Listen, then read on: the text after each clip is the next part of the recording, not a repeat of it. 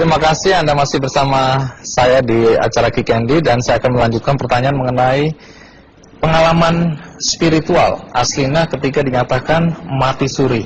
Nah, tadi disebutkan oleh paman Anda, Pak Rustam, bahwa Anda mengatakan, Pak, mati itu sakit. Apa yang Anda rasakan waktu itu?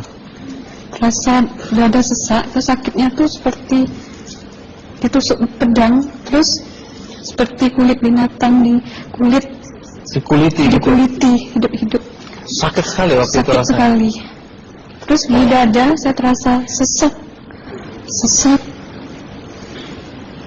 Setelah itu paman saya mengajar saya mengucap kalimat thayyibah, terus mengucap 25 syahadat, asyhadu an la ilaha illallah wa asyhadu anna muhammadar rasulullah. Apa betul waktu roh Anda itu dicabut dari kaki gitu, ya, Anda bisa melihat jasad Anda? Sempat saya melihat jasad saya pada waktu itu, tapi sebentar. Setelah itu saya dibawa pergi oleh 2 orang malaikat ini. Dan pada waktu itu saya ingin ketemu sama ayah saya. Kebetulan ayah saya sudah meninggal. Dan suatu ayah saya meninggal, dia berusia 55 tahun. Setelah saya ketemu di sana, dia tuh berusia muda. Kok muda? Berusia 17 sampai 20 saya perkira. Anda sempat ngobrol dengan ayah? Sempat. Apa yang Anda sampaikan? Waktu itu ayah nangis. Ayah saya bilang, kenapa kamu kesini nak? Pulanglah. Di rumah tidak ada orang. Kasihan lihat ibumu dan adik-adikmu. Tidak ayah, janjiku sama Allah sudah sampai. Dan pada waktu itu ayah saya menangis. Lalu apa yang dia ucapkan?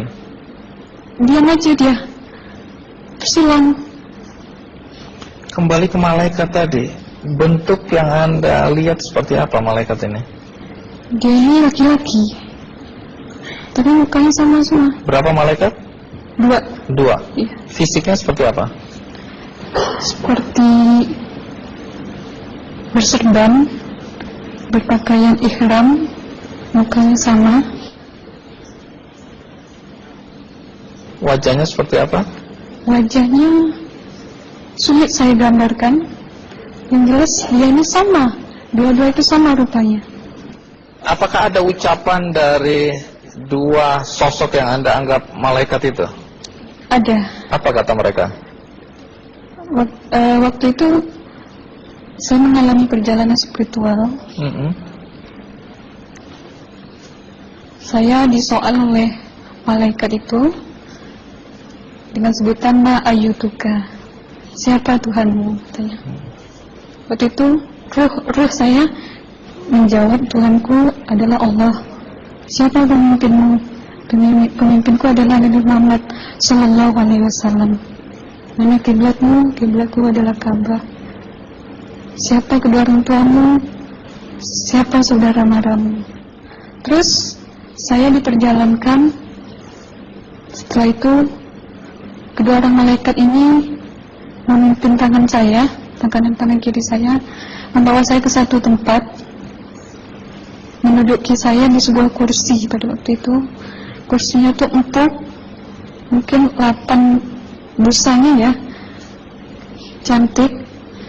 Terus di sana saya duduk.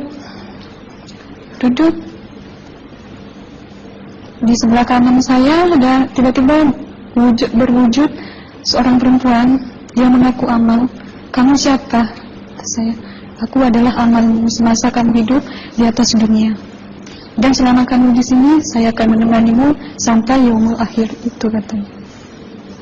Dan pada waktu itu saya melihat perempuan-perempuan solehah berpakaian muslimah, berkerudung, mencium pipi kanan, pipi kiri.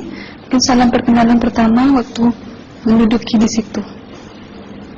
Setelah itu saya dihijrahkan lagi, dibawa oleh 2 orang malaikat ini lagi, melihat dosa-dosa besar ya.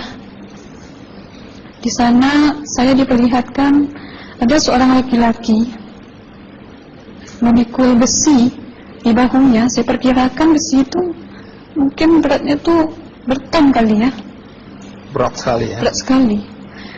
Terus dia berjalan nggak sampai-sampai ke tujuannya, berlumuran darah nanah, baunya na'udzubillah misalnya. Bajunya tuh sobek-sobek. Waktu itu roh saya disaksikan oleh Amal. Saya tanya kepada Amal, roh tanya sama Amal, wahai Amalku, dosa apakah yang manusia ini lakukan sewaktu ia hidup di atas dunia? Amal menjawab pada waktu itu, suatu manusia ini di atas dunia, dia ini adalah menyantet orang, meneluh orang, sehingga dia berjalan nggak sampai yaumul akhir katanya. Yang kedua, saya melihat ada seorang laki-laki saling bunuh-membunuh. Sebentar kayak gitu lagi. Waktu itu suatu manusia ini hidup di atas dunia, dia adalah seorang pembunuh, hingga dia tidak mau bertanggung jawab terhadap orang yang dibunuhnya. Terus yang ketiga, saya melihat ada seorang laki-laki dihujam kemaluannya pakai besi panas, timah panas itu ya, hingga menembus. Waktu itu roh bilang sama Amal, wahai Amalku, dosa apakah yang manusia ini hidup di atas dunia? Amal waktu itu menjawab, suatu manusia ini hidup di atas dunia, manusia ini adalah seorang perzina. Setelah itu saya melihat ada seorang laki-laki disebati oleh rotan. Rotannya itu menyebati kulitnya itu hingga lepas daging sama kulitnya.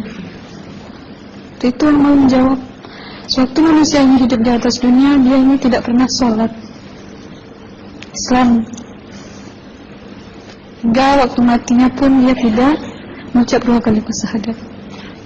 Dan pada waktu itu roh sama Amal sempat menghafiz Quran pada waktu itu dengan harapan supaya orang manusia yang Allah siksakan ini bisa terampuni dosanya. Jadi masih sempat waktu itu ya? Iya, ruh sama Amal yang menghafizkan, menghafiz Quran, bertahzim, bersalawat, baca ayat 1000 dinar, membaca Yasin. Tapi sayang, bahkan tambah banyak, Allah tidak mengampuni dosa-dosa mereka, sayangnya. Setelah itu, akhirnya yang terakhir kali berzikir. Zikir saya pada waktu itu, subhanallah, walhamdulillah, wala ilaha illallah, wallahu akbar, la hawla wala quwwata illa billahil aliyyil azim. Sekuat-kuatnya nada saya berteriak. Tiba-tiba saya merasakan detik jantung ya. Waktu itu mungkin paman saya yang menyaksikan. Itu saya koma. Disitulah sebenarnya Anda kembali ke jasad ya? Iya, benar. Jadi banyak sekali Anda menyaksikan kejadian-kejadian di alam sana ya. Nah, menarik karena waktu kami menghubungin Mbak Aslina, pada dasarnya Mbak Aslina keberatan menceritakan kembali kisahnya. Tapi kalau toh akhirnya Anda mau sampai di sini dan Anda sudah bercerita, apa harapan Anda pada orang-orang yang mendengarkan kisah ini? Ya, harapan saya pertama, ya lebih banyak mumpung menyambut puasa ya, lebih banyak mendekat diri aja sama Allah, perbanyakkan amalan soleh, perbanyakkan zikir, perbanyakkan sholawat, baca Quran, dan sebagainya. Itu harapan Anda ya? Iya. Baik, terima kasih Mbak Aslina ya, sudah datang dari Bengkalis.